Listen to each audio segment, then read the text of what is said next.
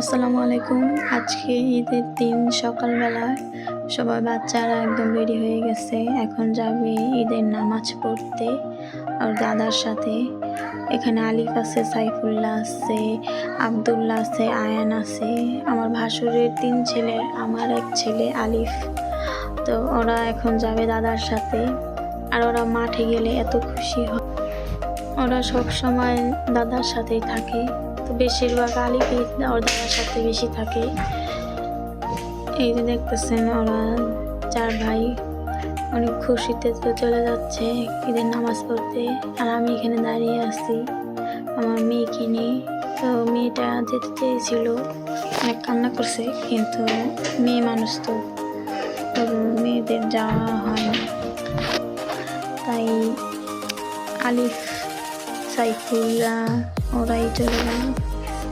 আর আমরা দাঁড়ায় এদেরকে দেখতেছিলাম। সকালবেলা খুবই ভালো লাগতেছিল। তো সবাই যাওয়ার পরে দেখি যে আমার বড় ভাসু দেরি হয়ে গেছে। তো এই যে সাহারা দাঁড়ায় আছে যাওয়ার জন্য, অনেক কান্নাকাটি করলো, যাবেই। তাই যখন আমি বললাম যে পরে যাব, তাই এখানে চুপ করে দাঁড়ায় দেখতেছে যে তার চাচ্চু চলে যেতেছে। চাচ্চু ঘুরে দেখে যে আছে নাকি। তারপরে আমরা চলে আসলাম আমার বাপের বাড়ি। সাহারাকে রেডি করে